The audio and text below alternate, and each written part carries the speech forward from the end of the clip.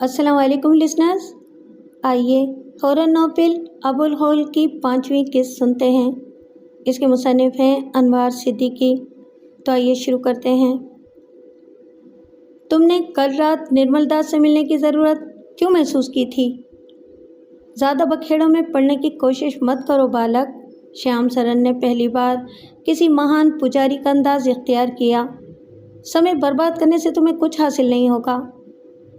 मुझे अपने सवाल का जवाब चाहिए, मेजर लियाकत ने करख लहजे में कहा। निर्मल नहीं चाहता कि लाजवंती 10 रोज़ के लिए पंडित चरण कुमार के साथ इसकी कुटिया में रहे। श्याम सरन कुछ तवक्कुफ के बाद बोला, वो सुंदरी इसके मन को भा गई है। लाजवंती 10 रोज़ तक मंदिर में चरण कुमार के साथ क्यों रहना चाहती है? श्याम सरन ने फौरन ही कोई जवाब नहीं दिया। कुछ सोचकर बोला, पंडित चरण कुमार ने लाजवंती को बताया है कि वो किसी खतरे से दो चार है। अगर वो 10 रोज़ तक उसके साथ उसकी कुटिया में रहेगी तो वो काली से प्रार्थना करके इसे इस अजाब से मुक्ति दिला सकता है। लाजवंती किस अजाब से दो चार है? अपना और मेरा समय बर्बाद मत करो बालक। श्याम सरन फिर संजीदा हो गया। जब तुम सब कुछ अपनी आंखों से देख चुके हो और कानों से सुन चुके हो तो और क्या जानना चाहते हो? मैं नहीं समझा कि तुम क्या कह रहे हो। मेजर लियाकत ने अनजान बनने की कोशिश की। पुजारी से ठटोल कर रहा है बालक। श्याम सरन ने उसे तेज नज़रों से देखा। क्या कभी पहाड़ के नीचे नहीं आया? Shut up. यकलख्त मेजर लियाकत खूंखार लहजे में मुखातिब हुआ। सीधी तरह जो पूछा जाए इसका जवाब दो। लच्छेदार बातों से गुरेज करो वरना क्या करेगा तू? श्याम सरन की आंखें सुर्ख हो गईं। मेरी बात मान ले मूर्ख, समय बर्बाद मत कर। तुझे लकीरें पीटने से कुछ प्राप्त नहीं होगा, समझा? मेजर लियाकत ने तुर्की बतुर्की जवाब दिया। लातों के भूत बातों से नहीं माना करते। नहीं छोकरे नहीं। इस बार श्याम सरन सारी जान से लरज़ उठा। अपनी ज़बान को लगाम दे। तू एक महान पुजारी का अपमान कर रहा है। इतनी जल्दी चीख उठे पुजारी महाराज? मेजर लियाकत ने उसे नफसियाती तौर पर उकसाने की कोशिश की। अभी तो मेरे आदमियों ने तुम्हारे पोतर शरीर की चंपी भी नहीं शुरू की। चुप हो जा मूर्ख, चुप हो जा। अपनी पली ज़बान बंद कर ले। जवाब में श्याम सरन ने भी कदरे ऊंची आवाज़ में जवाब दिया, गुरु की आज्ञा का पालन कर रहा हूँ जो शांत हूँ, वरना एक इशारे में तेरी खटिया भी खड़ी कर सकता हूँ। मुझे तफसील से बताओ कि लाजवंती को क्या ख़तरा लाहक है। मेजर लियाकत ने खुश्क लहजे में कहा। काली के मंदिर में चरण कुमार और लाजवंती के दरमियान क्या गुफ्तगू हुई थी? जानना चाहता है तो फिर अपनी आंखों ही से देख ले। श्याम सरन की आंखों की सुर्खी बढ़ने लगी। एक लम्हे तक इसके होंठ किसी मंत्र का चाप करते रहे। फिर इसने मुंह घुमाकर बाईं तरफ की दीवार पर फूंक मारी तो रोशनी का एक तेज झमाका हुआ। दीवार का एक मुस्ततील हिस्सा सिनेमा स्क्रीन की तरह रोशन हो गया। मेजर लियाकत के अलावा इसके साथियों की आंखें भी खुली की खुली रह गईं। रोशन स्क्रीन पर वही फिल्म चल रही थी जो मेजर लियाकत प्रोफेसर दुरानी की लेबॉर्ट्री में तैयार की जाने वाली टेप के ज़रिए देख चुका था। फिल्म ख़त्म हुई तो दीवार का रोशन हिस्सा फिर अपनी असली हालत में आ गया। मेजर लियाकत ने नज़रें घुमाकर देखा। श्याम सरन के होंठों पर बड़ी पुरस्कार मुस्कुराहट खेल रही थी। और कुछ जानना चाहता है? श्याम सरन ने जहर खंद से सवाल किया। तुम अभी किस गुरु की बात कर रहे थे? मेजर लियाकत ने कतरे नर्म लहजे में सवाल किया। पंडित जमुना दास महाराज की। अगर तुम महान शक्ति के मालिक हो तो फिर ये भी जानते होगे कि हमने तुम्हें इस मेहमान खाने में लाने की जहमत क्यों की है।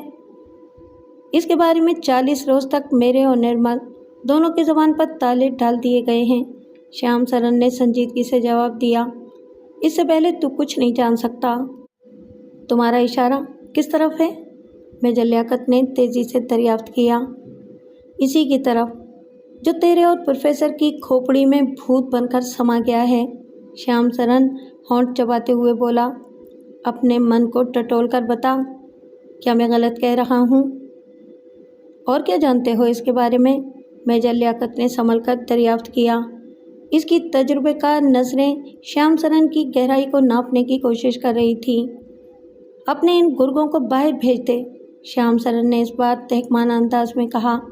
मित्र बनकर बात करेगा तो फायदे में रहेगा, अपनी शक्ति पर घमंड करेगा तो बड़े घाटे में रहेगा।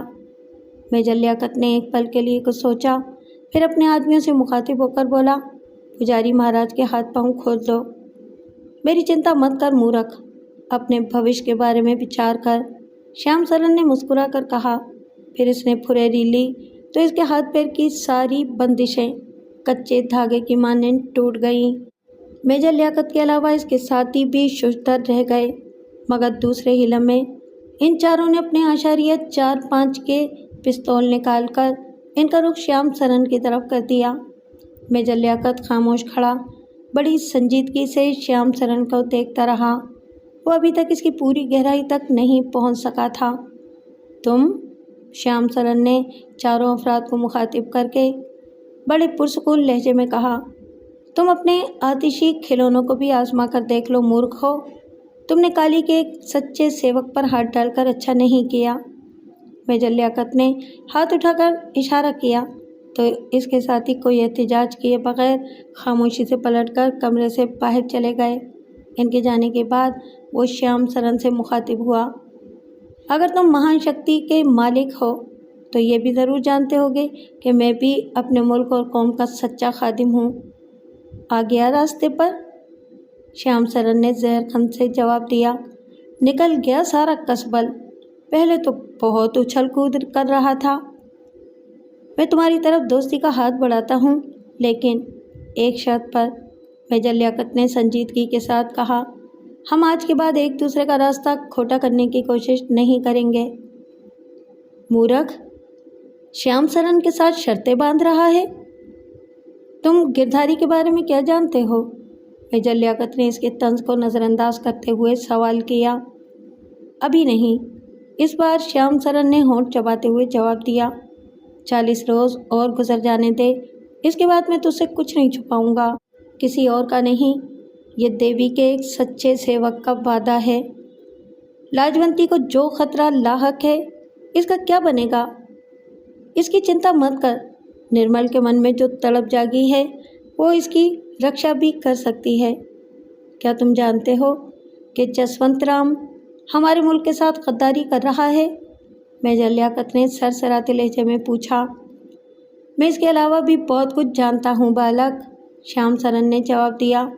तू क्या समझता है कि चेहरे पर नकाब डाल लेने से तू मेरी नज़रों से खुद को छुपा लेगा? क्या तू मेजर लियाकत नहीं है? मैं तुम्हारी बात से इनकार नहीं करूँगा। मेजर लियाकत ने साफ़गोई से काम लिया। तू किस्मत का धनी है बालक, जो किसी ने तुझे अभी तक अपनी शरण में ले रखा है। किसकी बात कर रहे हो? मेजर लियाकत ने श्याम सरन को वजाहती नज़रों से देखा। क्यों? श्याम सरन ने घूरते हुए जवाब दिया। क्या तुझे याद नहीं कि 10 साल की उम्र में तेरे परदादा श्री इम्तियाज़ खान ने तुझे एक तावीज़ खोलकर पिलाया था? मेजर लियाकत चौंके बगैर न रह सका। श्याम सरन ने उसके परदादा के बारे में जो बात कही वो गलत नहीं थी। मेरा कहा मान, तू ऊंचे सुरों में बोलना छोड़ दे। बड़ों के साथ ज़्यादा बड़ा बनने की गलती ना किया कर। जीवन के कोरक धंधे तो चलते रहेंगे, तू कहाँ कहाँ पाँव फंसाने की कोशिश करेगा। मैं गिरधारी के बारे में तुम्हें ज़बान खोलने पर मजबूर नहीं करूँगा, लेकिन मैं देख रहा हूँ कि तू किसके कारण व्याकुल हो रहा है। श्याम सरन ने बात को दरमियान से उचक कर कहा। इस पलीत ने प्रोफेसर की धर्मपत्नी को ख़त्म करने की धमकी दी है, लेकिन अब वो पापी अपने इरादे में सफल नहीं होगा। मैं समझा नहीं। ज़्यादा समझने की कोशिश भी ना कर। श्याम सरन ने अपने सीने का एक बाल तोड़कर मेजर लियाकत के हवाले करते हुए कहा। इसे ले जाकर प्रोफेसर के घर में जला देना, फिर राम भली ही करेगा। सब गुरु की शरण में आ जाएंगे। मेरे लिए क्या हुक्म है? मैं समझ रहा हूँ कि तू किसके बारे में व्याकुल हो रहा है, लेकिन मैंने कहा ना कि 40 रोज़ तक इसके बारे में सोचना छोड़ दे। लेकिन वो, मेजर लियाकत ने अपना जुमला पूरा नहीं किया। श्याम सरन ने जिस तेज़ी से सांस ऊपर खींचकर आंखें बंद की थीं, इसने मेजर लियाकत की ज़बान पर भी ताले डाल दिए। पुजारी श्याम सरन बड़ी देर तक आंखें बंद किए खड़ा रहा। उसने अपनी सांस भी पूरी तरह रोक रखी थी।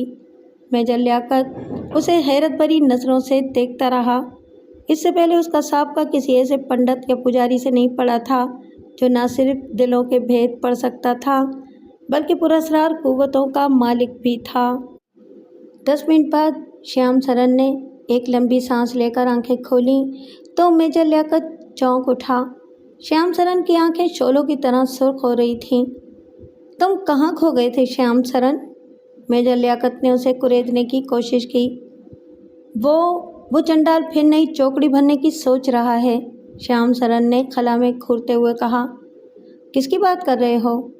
वही पापी जिसे काली ने छूट दे रखी है, श्याम सरन तिल मिलाकर बोला, जो अपने घमंड में अंधा हो रहा है, जिसके लिए मैंने गुरुदेव को 40 रोज़ की खामोशी का वचन दे रखा है। गिरधारी? मेजर लियाकत ने धड़कते दिल से पूछा। अब वो क्या चाल चलने की सोच रहा है? मैं जा रहा हूँ बालक, मेरे पास समय कम है। एक बात ध्यान से सुन ले, अपने गुर्गों से कह देना कि फिर कभी भूल कर भी मेरा पीछा करने की गलती न करें। इसी में तुम सबकी मुक्ति है। अपना जुमला मुकम्मल करने के बाद श्याम सरन लंबे लंबे टक भरता कमरे से बाहर निकल गया।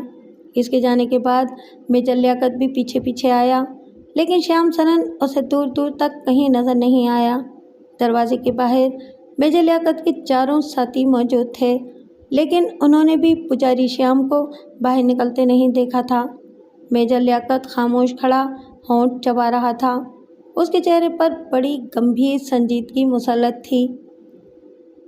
निर्मल दास ने खुद को मसरूफ़ रखने की खातिर छुट्टी पूरी होने से पेशतर ही दफ्तर ज्वाइन कर लिया था। लाजवंती के सिलसिले में इसने वही कहा था और किया था जिसका मशवरा श्याम सरन ने दिया था। गिरधारी वाला तीर ठीक निशाने पर लगा। जसवंत राम इस नाम को सुनते ही गड़बड़ा गया था। फिर उसने यही वादा किया था कि लाजवंती को किसी कीमत पर चरण कुमार के पास जाने नहीं देगा। निर्मल दास अपने मकसद में कामयाब हो गया था, लेकिन अब इसके जहन से गिरधारी का नाम चिपक कर रह गया था। वो जानना चाहता था कि गिरधारी कौन है। जसवंत राम ने इसका नाम सुनते ही पल भर में हथियार क्यों डाल दिए थे और लाजवंती से गिरधारी का क्या ताल्लुक था। श्याम सरन ने 40 रोज़ की कैद लगाकर इसकी ज़बान बंद कर दी थी। पंडित जमुनादास की आत्मा ने भी यही कहा था कि उसे चरण कुमार के साथ दो हाथ करने की खातिर 2 चंद्रमा का चक्कर पूरा होने का इंतज़ार करना पड़ेगा। इस मुद्दत के गुजर जाने के बाद ही उसे देवी का आशीर्वाद हासिल हो सकता है। इस वक्त दफ्तरी काम करते हुए भी उसके जहन में खिचड़ी पक रही थी जब चपरासी ने आकर उससे कहा कि बॉस ने उसे याद किया है। निर्मल दास ने सामने रखी हुई फाइल बंद की, फिर उठकर बॉस के कमरे की तरफ चल दिया। रवि शर्मा कारोबारी मैदान में खासा तजुर्बा रखता था, दफ्तरी अमूर पर गहरी नज़र रखता था और ये भी जानता था बाजार के उतार चढ़ाव के वक्त किस किस्म के हथकंडे इख्तियार करना ज़रूरी होते हैं। स्टाफ के साथ उसका रवैया दोस्ताना ही था, लेकिन जहाँ बात नफ़ा नुकसान किया जाए वहाँ वो किसी के साथ रियायत बरतना भी गुनाह समझता था। दौलत उसकी सबसे बड़ी कमज़ोरी थी, इसीलिए वो लेन देन करने वालों के बही खातों पर भी ख़ास नज़र रखता था। निर्मल दास ने रविशंकर के दफ्तर में कदम रखा तो रविशंकर ने पहले पंडित जमुनादास की मौत के सिलसिले में अपने दुख का इजहार किया। निर्मल की खैरियत दरियाफ्त की, फिर बड़े प्यार से पूछा, अभी तुम्हारी छुट्टियां ख़त्म होने में कुछ दिन और बाकी थे, तुमने दफ्तर आने में जल्दी क्यों की? घर पर खाली बैठे बैठे उगता गया था, इसलिए ड्यूटी ज्वाइन कर ली, निर्मल दास ने संजीदगी से जवाब दिया। और कोई कारण तो नहीं है? नो सर, कोई चिंता हो तो मुझे अपने से अलग मत समझना। Thank you sir. थोड़ी देर तक रविशंकर रस्मी बातें करता रहा, फिर कारोबारी अंदाज इख्तियार करते हुए बोला, निर्मल, तू जानता है कि मैं सोरखबाशी जमुनादास की वजह से तेरा कितना ख्याल रखता हूँ, लेकिन ज़ाती संबंध का कारोबारी उसूलों से गड़बड़ करना भी मुझे पसंद नहीं है। मैं जानता हूँ सर, निर्मल दास ने संभल कर जवाब दिया। तुम्हें याद होगा कि मैंने लाला अमरनाथ को 4.5 लाख का खरा माल उधार दिया था। 5% ब्याज की बात भी हुई थी। जी सर, मुझे याद है। लाला अमरनाथ ने 2 महीने के अंदर अंदर असल रकम और ब्याज की वापसी का वादा किया था, लेकिन अभी तक उसने केवल 2 लाख की असल रकम वापस की है। रविशंकर ने कतरे नाखुशगवार लहजे में कहा। 2.5 लाख और ब्याज की पूरी रकम अभी तक अदा नहीं की। निर्मल दास ने कोई जवाब नहीं दिया। लाला अमरनाथ की जगह अगर कोई और व्यापारी होता तो मैं टेढ़ी उंगली से भी रकम वसूल कर लेता, लेकिन लाला जी को केवल इस कारण ढील दे रहा हूँ कि वो तुम्हारे पिता के दोस्त थे। निर्मल दास रविशंकर का मकसद समझकर दिल मिला गया।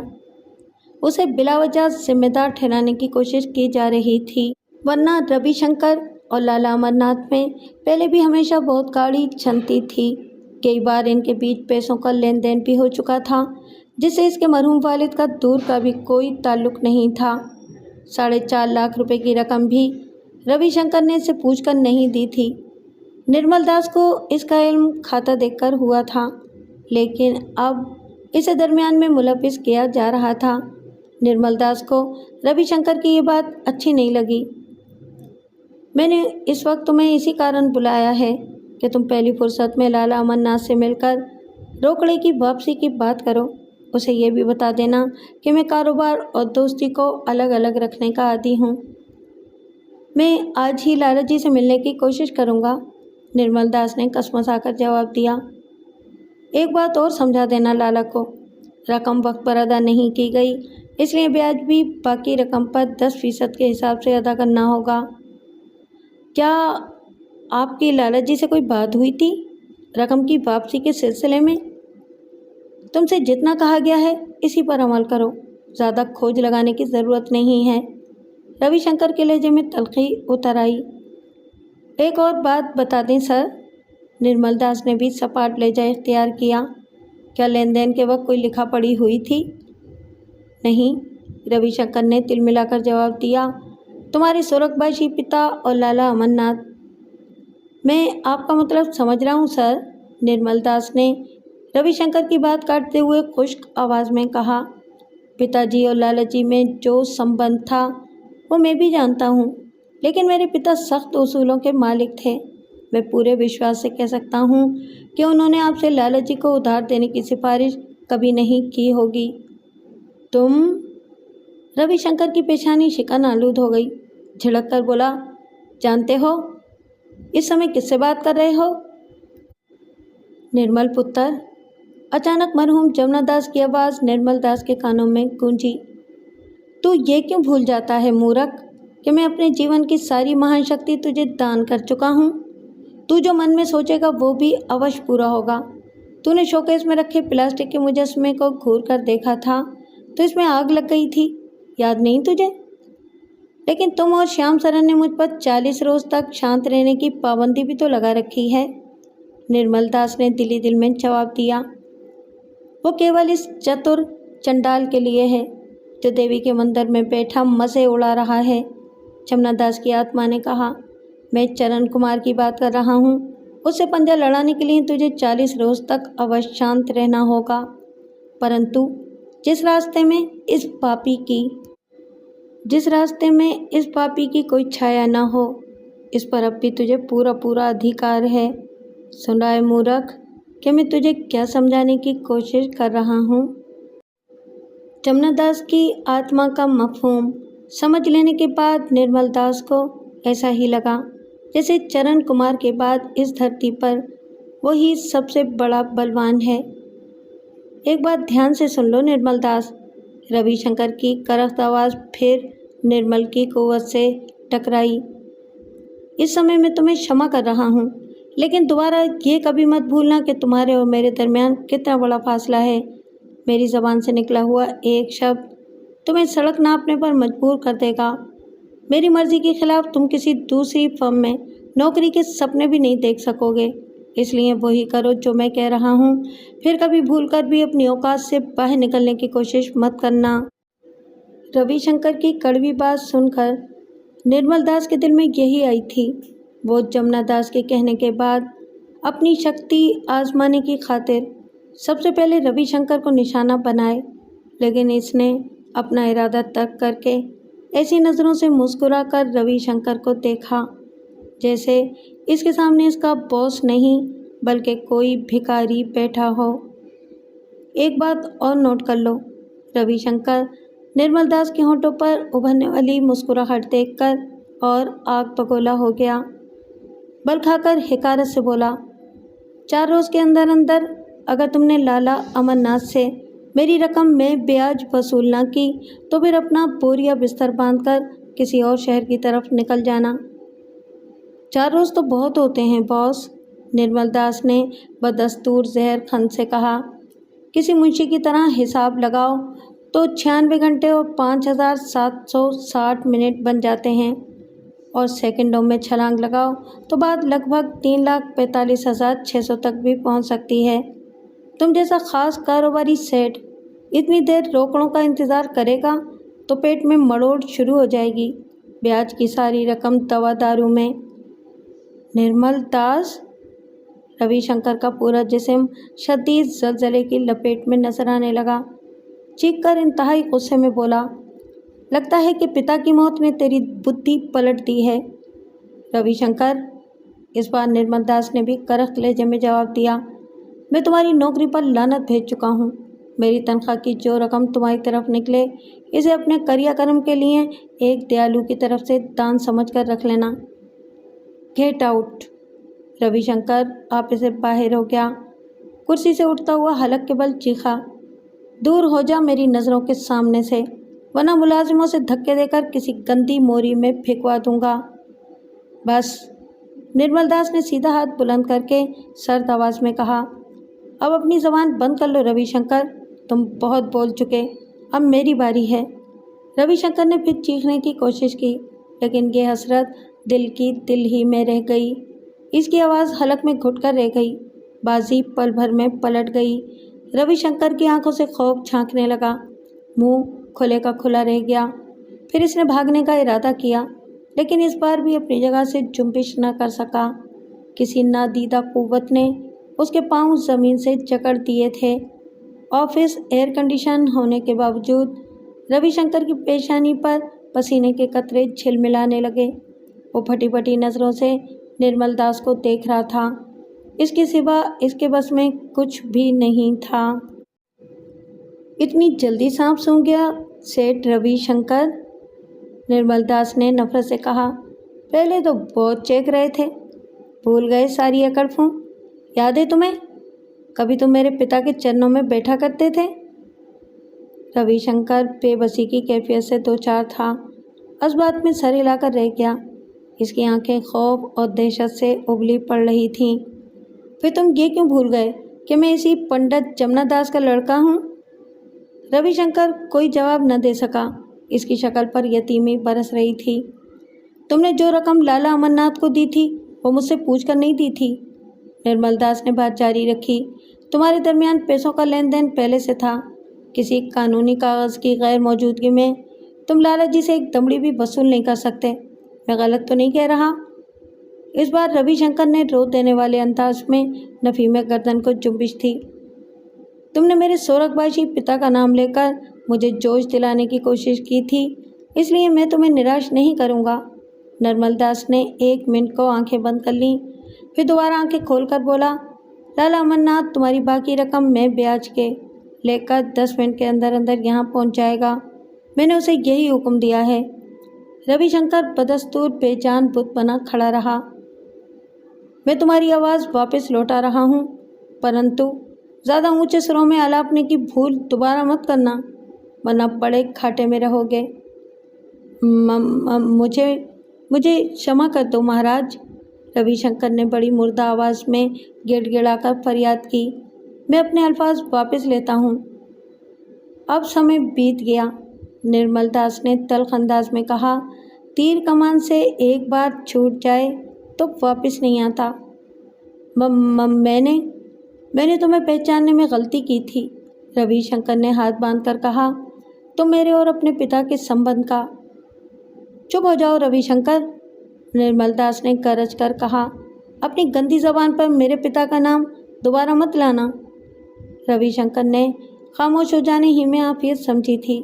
इसके चेहरे पर बदस्तूर खौफ के साए कपकपा रहे थे। लाला अमरनाथ के आने के बाद भी तुम अपनी जबान बंदी रखोगे, निर्मल दास ने तहकमान अंदाज में कहा। वो तुम्हारी रकम तुम्हारे मुंह पर मारकर खामोशी से चला जाएगा। मैंने इससे यही कहा है। फिर वही हुआ जो निर्मल दास ने कहा था।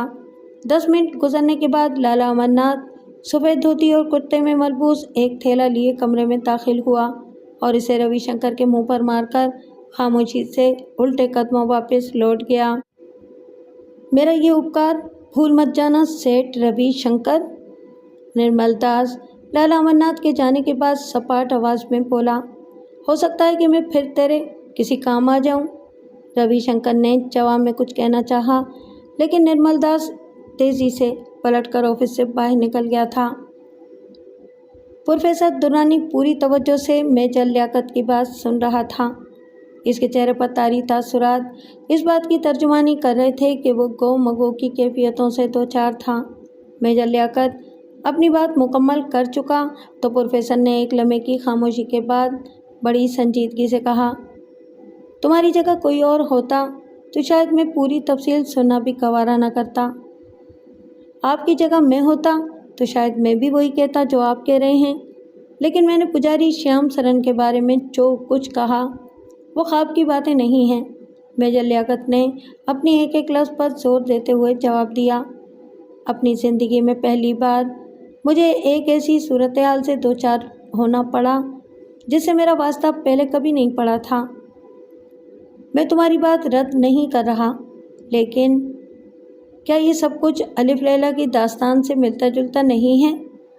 प्रोफेसर दुर्रानी बदस्तूर दिलमिल यकीन नज़र आ रहा था। मैं आपके ख्याल की तरतीब नहीं करूँगा, लेकिन श्याम सरन ने जो कुछ कहा वो भी तो गलत नहीं है। सीने का टूटा हुआ एक हकीर बाल, प्रोफेसर ने थम थम कर जुमला अदा किया। क्या तुम्हें यकीन है कि यह हमारे पूरे घर और इसमें रहने वाले अफराद की हिफाजत कर सकता है? मैं ज़ाती तौर पर तो कोई दावा करने की पोजीशन में नहीं हूँ, लेकिन श्याम सरन ने यही कहा था। तुम्हारा क्या मशवरा है? प्रोफेसर ने कुछ तवक्कुफ से दरियाफ्त किया।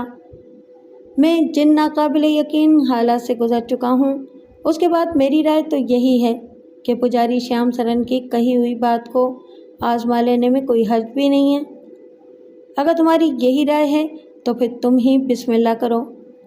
वो दोनों बाहर लान में बैठे गुफ्तगू कर रहे थे। फिर मेजर लियाकत ने जेब से लाइटर निकालकर श्याम सरन के सीने के इस बाल को आग लगा दी जो उसके सीधे हाथ में था। लेकिन इसके बाद जो कुछ हुआ इसने प्रोफेसर दुर्रानी को भी हैरत में डाल दिया। उसका ख्याल था कि बाल लगते ही चुरमुरा कर रह जाएगा, लेकिन ऐसा नहीं हुआ। बाल ने आग पकड़ते ही धुएं की शक्ल इख्तियार कर ली। फिर धुएं की एक बारीक लकीर तेज़ी से बल खाती हुई फ़ज़ा में बुलंद हुई और पूरी इमारत के चारों तरफ जाल बुनने लगी।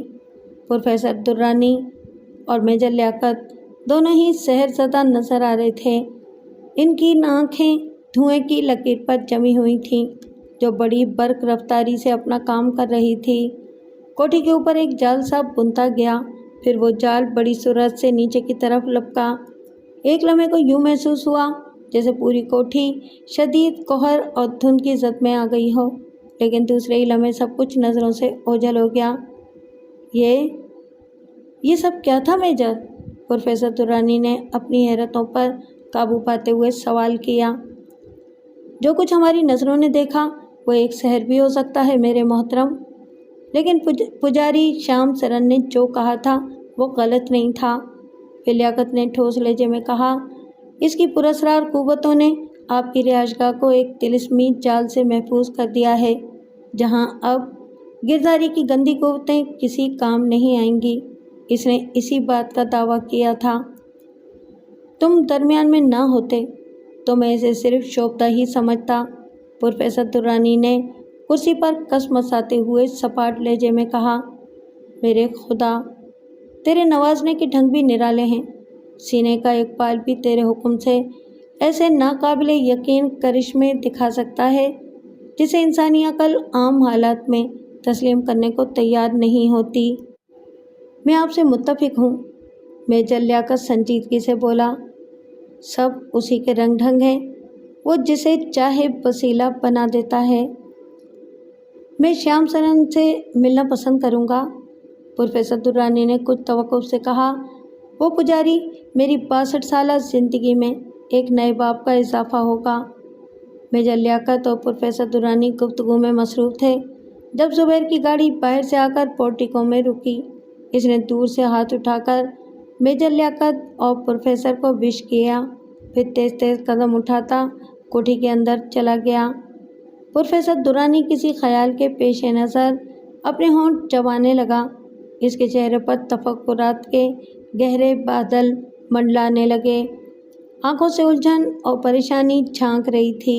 इसकी नज़रें बदस्तूर इसी गाड़ी पर मरकूज़ थीं जिससे इसका जवान बेटा ज़ुबैर 1 मिनट पहले उतरकर हंसता बोलता कोठी में दाखिल हुआ था। क्या बात है सर? मेजर लियाकत ने प्रोफेसर दुर्रानी के चेहरे के बदलते हुए तासुरात को महसूस करते हुए तभी तभी ज़बान में पूछा, आप अचानक इस कदर परेशान क्यों नज़र आ रहे हैं? मैं इसे अपना वाहिमा ही तसव्वुर करूँगा, प्रोफेसर दुर्रानी ने खुद कलामी के अंदाज में कहा। इंसान की कोई मामूली सी कमज़ोरी भी इसे तोहमात का शिकार कर देती है, लेकिन मैं इसको अपने ऊपर मुसल्लत नहीं होने दूँगा। मैं समझा नहीं, मेजर लियाकत ने बदस्तूर संजीदगी से दरियाफ्त किया। इस कदर संजीदगी से आप क्या सोच रहे हैं? ज़ुबैर, प्रोफेसर कुछ कहते कहते खामोश हो गया। क्या हुआ ज़ुबैर को? मेरा ख्याल है कि धुएं के पुरस्रार जाल ने कोठी और उसके जिन अफराद को तहफ़्फ़ुज़ फराहम किया है, इनमें ज़ुबैर शामिल नहीं है। क्या मतलब? मेजर लियाकत चौंके बगैर न रह सका। गलती मेरी ही थी। मुझे ज़ुबैर के आ जाने के बाद तुमसे इस बाल को जलाने की दरख्वास्त करनी चाहिए थी, प्रोफेसर ने खला में घूरते हुए जवाब दिया। लेकिन दूसरी लम्हे उसने सख्ती से होंठ भींच लिए। एक लम्हे को चुप रहा, फिर पहलू बदल कर बोला, सबसे बड़ी कुव्वत इस गफूरुर रहीम की है जो जिस्म व जान का मालिक है। इसके सामने दुनिया की सारी कुव्वतें हेच हैं। मेजर लियाकत ने कोई जवाब नहीं दिया। वो प्रोफेसर के वजूद में होने वाली टूट फूट को महसूस कर रहा था, लेकिन मौके की नज़ाकत के पेश नज़र इसने इस मसले पर मज़ीद कोई गुफ्तगू मुनासिब नहीं समझी। कुछ देर रस्मी बातें करने के बाद वो उठकर रुखसत हो गया। इस वक्त रात के 10 बजे थे। आमतौर से वो 9 साढ़े 9 बजे तक सोने के इरादे से लेट जाती थी, लेकिन आज उसने शब ख्वाबी का लिबास पहनकर सिर्फ बिस्तर पर लेटने पर इक्तफा की थी। नींद इसकी आंखों से कोसों दूर थी। कमरे में नाइट बल्ब की मध्यम रोशनी फैली हुई थी। किसी मामूली सी आहट पर भी वो कंबल से मुंह निकालकर इस सिमत मुतवज्जा हो जाती थी। लाजवंती को खाना खाए हुए तकरीबन 20 से 22 घंटे गुजर चुके थे। जसवंत राम ने एक बार भी उसके कमरे में आने की ज़हमत नहीं गवारा की। अलबत्ता उसके दरवाजे के बाहर अपने एक बाएतमाद मुलाजिम की ड्यूटी लगा दी थी ताकि लाजवंती कमरे से निकलकर कहीं जाने की कोशिश करे तो वो दूसरों को मुत्तला कर दे। सुबह का नाश्ता और दोपहर का खाना भी उसकी ख़ास मुलाजमा उषा लाई थी, लेकिन लाजवंती ने इसकी मिन्नत समाजत पर भी भूख हड़ताल ख़त्म नहीं की थी। पेट का ईंधन भरने के लिए वो सिर्फ नलके के पानी पर गुजारा कर रही थी। नीली शीशी की दवा उसने बाप से तर्क कलामी होने के बाद ही तलब कर दी थी। इसने तय कर लिया था कि वह हालात के सामने किसी कीमत पर हथियार नहीं डालेगी। शाम को उषा नाश्ता लेकर आई तो उसने दिल पर जब्र करके इसे फिर झड़क दिया था, निकल जाओ मेरे कमरे से और दोबारा खाना या नाश्ता लाने की कोशिश मत करना। ज़िद छोड़ दें बीबी, बड़े सरकार ने भी आपकी वजह से अभी तक कुछ नहीं खाया। ऐसा कब तक चलेगा? जब तक मुझे मुकम्मल आज़ादी हासिल नहीं होगी। बड़े सरकार ने आपको किस कारण बंद किया है? उषा ने तभी ज़बान में पूछा। बड़े सरकार ही से जाकर पूछ ले, मेरे कान मत खा। मैं विनती करती हूँ मालकन, उषा ने हाथ जोड़कर दरख्वास्त की। आपकी वजह से छोटे बड़े नौकर चाकर सभी उदास हैं। उठा टिरे और दफ़ा हो जा मेरे कमरे से, लाजवंती ने झुल्लाकर कहा तो उषा नाश्ते की ट्रे लेकर जाने लगी। सुन, उसने किसी ख्याल से उषा को आवाज़ देकर रोक लिया। इसे इशारे से करीब बुलाकर मध्यम आवाज़ में बोली, मेरा एक काम करेगी? आप हुक्म दें, उषा ने निहायत सादगी और फर्मा बरदारी से कहा। पिताजी कहाँ हैं? लाजवंती ने पूछा। अपने कमरे में हैं, लेकिन अभी तक जाग रहे हैं। मेरी बात ध्यान से सुन। लाजवंती ने उसका हाथ थामकर अपने करीब करते हुए सरगोशी की। मेरा लिबास पहनकर तू मेरे बिस्तर पर लेट जा और अपना लिबास मुझे दे दे। मालकन, उषा लाजवंती का मकसद समझकर सहम गई। आपका काम तो शायद बन जाए, लेकिन बड़े सरकार बाद में मेरी खाल उधड़वाने में एक पल की भी देर नहीं करेंगे। उन्होंने सबको वार्निंग दे रखी है, जिसने भी भूल चूक की उसका सवा सत्यानाश कर दिया जाएगा। मैं तेरे हाथ पैर बांधकर मुंह में कपड़ा ठूस कर बाथरूम में बंद कर दूंगी। लाजवंती ने उसे राम करने की कोशिश की। तू कह देना कि मैंने तेरे साथ ज़बरदस्ती ऐसा किया था। मुंह बंद होने की वजह से तू आवाज़ भी नहीं निकाल सकी थी। मुझे क्षमा कर दो मालकन, मैंने बड़े सरकार का नमक खाया है, नमक हरामी नहीं कर सकती। जवाब में लाजवंती का पारा चढ़ गया। उसने उषा के मुंह पर भरपूर तमाचा रसीद किया, फिर धक्के मार मार कर कमरे से बाहर निकाल दिया। कमरा दोबारा अंदर से लॉक कर लिया। उषा की तरफ से मायूस होकर उसने खुद ही हालात से निमटने का फैसला कर लिया था। इस रोज़ बुधवार था। चरण कुमार ने यही कहा था कि वो बुधवार 2 बुधवार गुजर जाने के बाद कोई पलीद आत्मा या शक्ति उसे अपने काबू में करने में कामयाब हो जाएगी। बुध का दिन लाजवंती के लिए पहले ही से अहमियत इख्तियार कर चुका था। जसवंत राम ने उसे हर बुध को रात 9 और 9:15 के दरमियान नीली शीशी वाले ब्रेन टॉनिक को पीने की ताकीद कर रखी थी। 2-3 बुधवार तक उसने अपनी मौजूदगी में लाजवंती को वो दवा पीने पर मजबूर किया था, और अब लाजवंती इन तमाम बातों का राज जानने की खातिर बेचैन थी।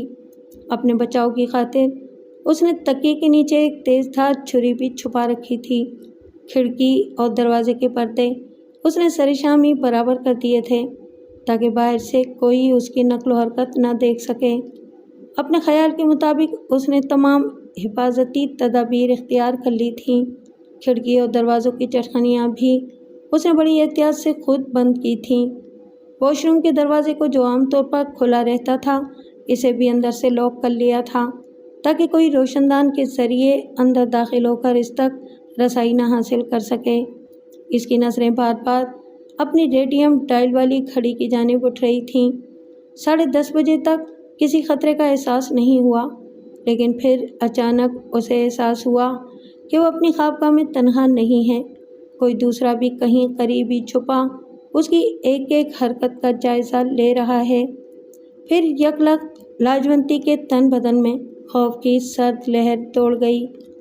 उसे काली के मंदिर में चरण कुमार के कहे हुए जुमले याद आने लगे। उसने कहा था कि जो पलीद आत्मा उसे अपने कब्जे में करना चाहती है, वो महान शक्ति की मालिक है, जिसने उसकी आंखों पर दबीज पर्दे डाल दिए हैं। ऐसा न होता तो लाजवंती को अपने जिस्म पर मौजूद किसी कोड़ियाले सांप के निशानात कम से कम नहाते वक्त ज़रूर नज़र आ जाते, लेकिन ऐसा नहीं हुआ था। चरण कुमार के कोई मंत्र फूंकने के बाद ही वो निशान उभरे थे, फिर घर आने के बाद गायब हो गए थे। चरण कुमार ने यह भी कहा था कि अगर 2 बुधवार और बीत गए तो फिर कोई शक्ति उसे पलीद आत्मा की रखेल बनने से नहीं बचा सकेगी। चरण कुमार के कहे हुए जुमले लाजवंती के कानों में सदाए बाज़गश्त बनकर गूंजते रहे।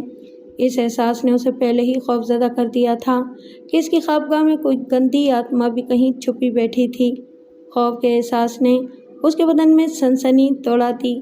फिर ये ख्याल उसे सताने लगा कि उसने खिड़की दरवाज़ों को अंदर से बंद करके और पर्दे खींचकर भी बहुत बड़ी भूल की है। खुद अपने पैरों पर कुल्हाड़ी मार ली है। अगर उसे कोई ख़तरा पेश आया तो बाहर वाले उससे बेखबर ही रहेंगे, कोई इसकी मदद को भी अंदर नहीं आ सकेगा। लाजवंती के अंदर के खौफ ने पूरी तरह सर उभारा तो उसने कंबल से सर निकालकर लेटे ही लेटे चारों तरफ नज़र दौड़ाई। बज़ाहिर वहाँ उसके सिवा कोई और नज़र नहीं आ रहा था। उसने आहिस्ता से कंबल अपने जिस्म से एक तरफ किया और डरते डरते बिस्तर से नीचे कदम रखा। वो खिड़की और दरवाजे पर पड़े पर्दों को खोल देना चाहती थी ताकि किसी खतरे की हालत से दो चार होने के बाद बरवक्त दरवाजे पर मौजूद मुलाजिम को आगाह कर सके। खौफ के मारे उसका मासूम और खूबसूरत वजूद कांप रहा था। फर्श पर बिछे तबीज़ कालीन पर कदम जमाने के बाद वो आहिस्ता से उठी, दुज़दीदा नज़रों से चारों तरफ देखा, फिर आहिस्ता आहिस्ता दरवाजे की सिमत कदम उठा रही थी कि अचानक उसे यूँ महसूस हुआ जैसे कोई करीबी मौजूद ज़ोर ज़ोर से सांसें ले रहा हो। लाजवंती का दिल धक से रह गया। उसने तेज़ी से पलटकर सांस की आवाज़ों की सिमत देखा, फिर सारी जान से लरस कर रह गई। उसकी आंखें खौफ और दहशत के मारे फटी की फटी रह गईं। उसकी नज़रें इस कोड़ियाले सांप पर जमकर रह गईं जो बाथरूम के दरवाजे के करीब कुंडली मारे बैठा फ़ज़ा में झूम रहा था। इसकी चमकीली आंखें लाजवंती पर जमी हुई थीं और लंबी ज़बान बार बार लपलपा रही थी। सांप के जिस्म पर वैसे ही रंग चमक रहे थे जैसे वो अपने जिस्म पर देख चुकी थी। उसका सारा वजूद पसीने में शराबूर हो गया। वो थर-थर कांपने लगी। उसने पूरी कुव्वत से चीखकर बाहर वालों को अंदर के खतरे से आगाह करना चाहा, लेकिन उसके हलक से कोई आवाज़ न निकल सकी। शायद मौत और दहशत के मिले जुले एहसास ने उसे गूंगा कर दिया था। इसका मासूम वजूद तेज़ आंधी की जद में आए हुए किसी कमज़ोर पौधे की तरह लरस रहा था। वो महसूस कर रही थी कि किसी भी लम्हे वो बेहोश होकर फर्श पर लुढ़क जाएगी। किस चीज़ से डर रही हो मेरी रानी? एक मध्यम आवाज़ लाजवंती को कहीं बहुत दूर से उभरती हुई महसूस हुई। जब मैं तुम्हारे पास हूँ तो फिर तुम्हें किस बात की चिंता व्याकुल कर रही है? लाजवंती को ऐसे लगा जैसे वो कोई भयानक ख्वाब देख रही हो।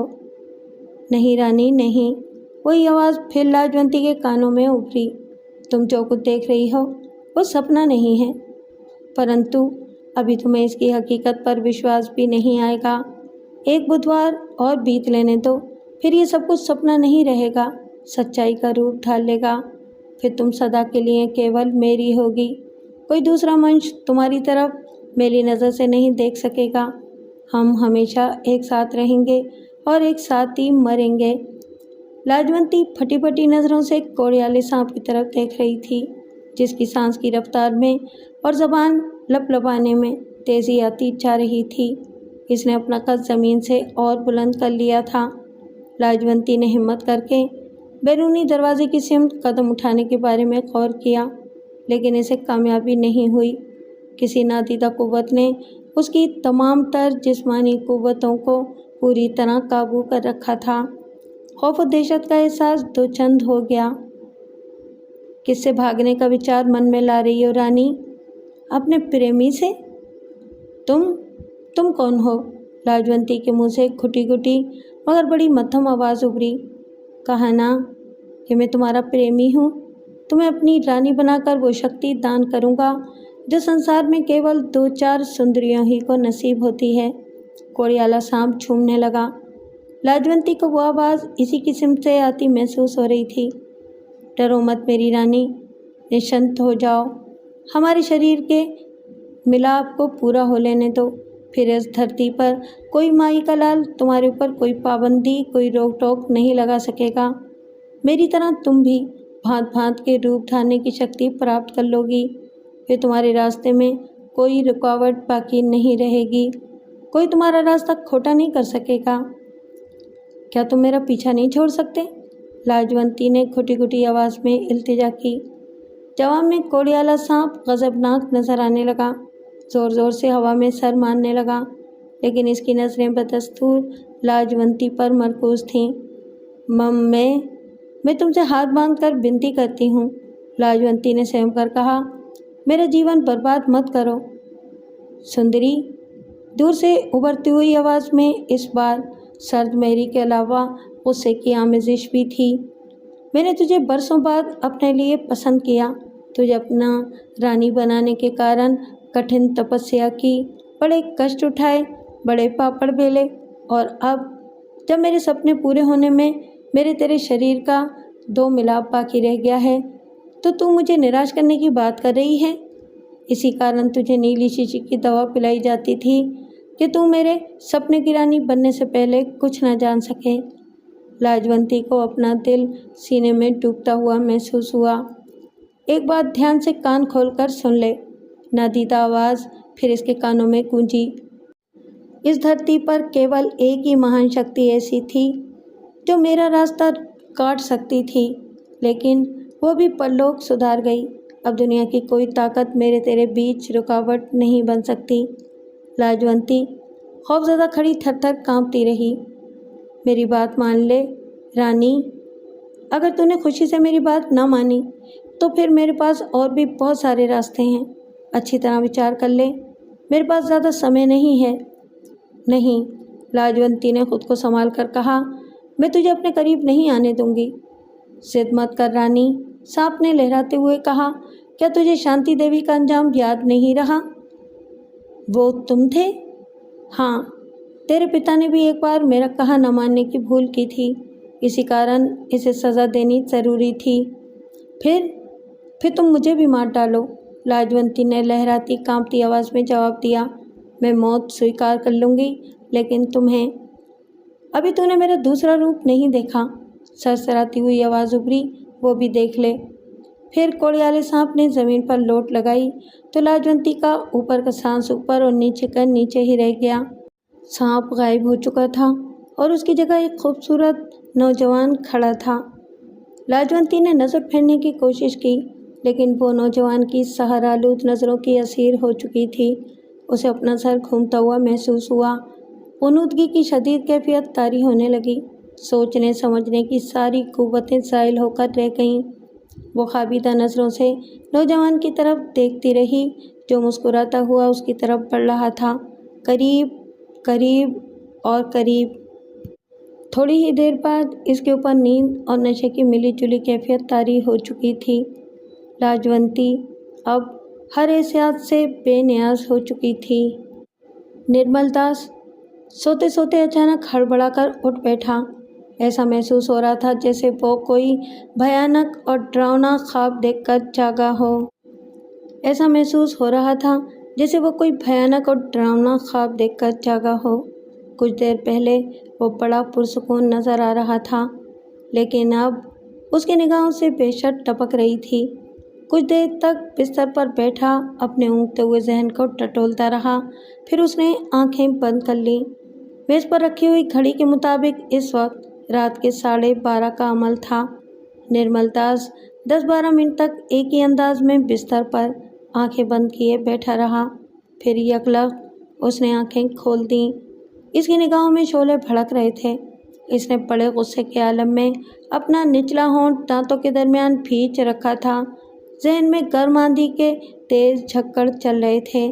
इसने ख्वाब की हालत में जो कुछ देखा और आंखें बंद करके जिस बात की तस्दीक की, उसने निर्मल दास के तन बदन में आग लगा दी थी।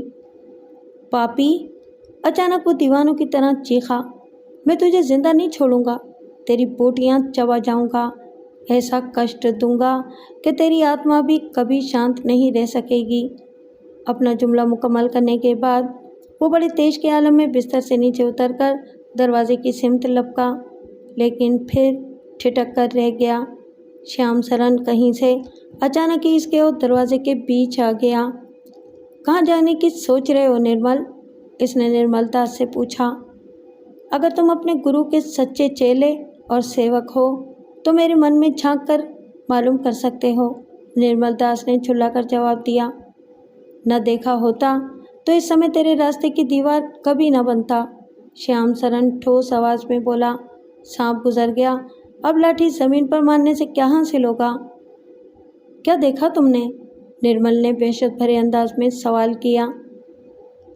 तुमने आज जो कुछ सपने में देखा वो मैं कल जागती आंखों से महसूस कर चुका था। क्या महसूस किया था तुमने? यही कि वो चंडाल फिर नई चौकड़ी भरने की सोच रहा है। किसकी बात कर रहे हो? उसी की जिसने तुझे सुख की नींद सोते से जगा दिया, और तुम भी देवी के महान सेवक होने के बावजूद सिर्फ टापते रह गए, निर्मल दास ने जहर खन से कहा। चरण कुमार के कहने के अनुसार अब केवल एक बुधवार और बाकी रह गया है। मैं समझ रहा हूँ तुम्हारे मन में क्या खलबल मची हुई है। श्याम सरन ने कुछ सोचकर पूछा। इस समय तू कहाँ जाने को पर तोल रहा था? देवी के बड़े मंदिर। निर्मलदास होठ चबाते हुए गुस्से से बोला। अब 40 दिन और 2 चंद्रमाओं का चक्कर पूरा होने की बात मत करना। अगले बुधवार के आने में समय बहुत कम रह गया है। शांत हो जा निर्मल, धीरे से काम ले। श्याम सरन ने उसे समझाने की कोशिश की। कल क्या होगा, क्या होने वाला है, ये केवल देवी देवताओं के अलावा कोई दूसरा नहीं जान सकता। परंतु तुम इतना तो जानते हो कि अगला बुधवार गुजर जाने के बाद लाजवंती इस पापी की रखेल बन जाएगी। निर्मलदास चीख उठा। क्या तुम इस पापी का रास्ता रोकने के कारण अपनी शक्ति का कोई चमत्कार नहीं दिखा सकते? गुरु को दिए हुए वचन ने मुझे जकड़ रखा है, वरना पुजारी श्याम सरन ने कभी कच्ची गोलियां नहीं खेली हैं। इस बार श्याम सरन ने तासुब भरे अंदाज में कहा। गुरु की मर्जी नहीं थी, इसलिए मैंने भी एक सच्चा सेवक होने के नाते ज़बान नहीं खोली। एक बार भी गुरु के सामने नज़रें उठाने की कोशिश नहीं की। मैं खुद भी पीछे हो गया। ना हुआ होता तो आज चरण कुमार की जगह मैं इस गद्दी पर पराजमान होता जो पिंडत जमनादास जी महाराज की थी। श्याम सरन, निर्मलदास ने पैंतरा बदलकर नरमी से कहा। पिताजी की आखिरी इच्छा यही थी कि मैं तुम्हारे मशवरे के बगैर कोई फैसला ना करूं। मैं भी तेरा बुरा नहीं चाहूँगा निर्मल, श्याम सरन ने पूरे खुलूस से जवाब दिया। तू मेरे ऊपर आंख मूंद कर विश्वास कर सकता है। जहाँ तेरा पसीना धरती पर गिरेगा वहाँ श्याम सरन अपना खून बहाने से भी कभी पीछे नहीं हटेगा। कोई समय आए तो आजमा कर देख लेना। तुम चाहो तो मेरे मन की अग्नि पर पानी डाल सकते हो। निर्मलदास ने उसे पुरुम्मीद नज़रों से देखा। जवाब में श्याम सरन ने होंठ काटना शुरू कर दिए। तुम किस विचार में गुम हो गए? मुझे मजबूर न कर निर्मल, मैं तेरे पिता को दिया हुआ वचन नहीं तोड़ सकता। मैं तुमसे वचन तोड़ने की बात थोड़ी कर रहा हूँ। फिर तुम केवल गिरधारी का पता ठिकाना बताकर अपना वचन निभाते रहो, बाकी काम मैं खुद कर लूँगा। तू अभी कुछ नहीं जानता निर्मल, पुजारी श्याम सरन ने लंबी सांस लेकर कहा। तू गिरधारी तक नहीं पहुँच सकेगा। वो सिर्फ किसी की छाया का नाम है, असल शक्ति किसी और की है। क्या मतलब? निर्मलदास ने हैरत का इजहार किया। उस पापी के कई रूप हैं, तू किस किस से पंजा लड़ाता फिरेगा? असल कौन है? निर्मलदास ने सरसराते लहजे में दरियाफ्त किया। पुजारी श्याम सरन ने जवाब देने की बजाय दोबारा आंखें बंद कर लीं। इसके चेहरे पर जब्त और बेचैनी के मिले जुले तासुरात फैलकर गहरे होते चले गए। वो किसी खास कश्मकश में मुब्तला था। निर्मलदास की नज़रें श्याम सरन के चेहरे पर मरकूज थीं। वो श्याम सरन की मजबूरी समझ रहा था, लेकिन उसने ख्वाब में जिस तरह लाजवंती को पामाल होते देखा था, इसने इसके तन बदन में आग लगा रखी थी। इसके लिए एक एक पल गुजारना मुश्किल हो रहा था। वो बेचैनी से पहलू बदलता रहा। श्याम सरन को आंखें खोलने में देर लगी तो वो जब्त ना कर सका। श्याम सरन, निर्मलदास ने दो टोक फैसला करके ठोस लहजे में कहा। तुम आंखें बंद किए 2 और 2 5 करने के चक्कर में लगे रहो। मैं अकेला ही चरण कुमार की ज़बान खुलवाने की कोशिश में जा रहा हूँ। पुजारी श्याम सरन ने घबराकर आंखें खोल दी। निर्मलदास को खुशी हुई। शायद चरण कुमार का नाम लेने की तदबीर ज़ाया नहीं गई थी। उसका ख्याल था कि अब श्याम सरन अपनी ज़बान खोलने पर मजबूर हो जाएगा। लेकिन इससे पहले कि श्याम सरन कुछ कहता, पंडित जमनादास की आत्मा की आवाज़ निर्मलदास के कानों में गूंजी। मूर्ख, तू एक पुजारी को उसका वचन तोड़ने पर मजबूर कर रहा है। ये खूर पाप है। और जो कुछ लाजवंती के साथ हो रहा है वो क्या है? निर्मलदास ने बल खाकर शिकवा किया। तू इस सुंदरी के ध्यान को मन से निकालने से बाज नहीं आया? मैं इसे किसी की रखेल बनने से बचाना चाहता हूँ पिताजी, निर्मलदास ने कुछ सोचकर कहा। किसी मजबूर कन्या की सहायता करना पाप नहीं है, पुण्य है। पाप और पुण्य के चक्करों को भूल जा मूर्ख। अभी तू इनकी गहराई का खोज नहीं लगा सकेगा। कुछ भी हो, मैं हर कीमत पर लाजवंती की सहायता अवश्य करूँगा। फिर मुझे एक वचन दे। जमुना दास की आत्मा ने कुछ सोचकर सपाट आवाज में कहा, लाजवंती के इस राक्षस से छुटकारा मिलने के बाद तू इसके प्रेम में घनचक्कर बनने की कोशिश नहीं करेगा। ठीक है, मैं वचन देता हूँ, निर्मल दास ने मन ही मन में जवाब दिया।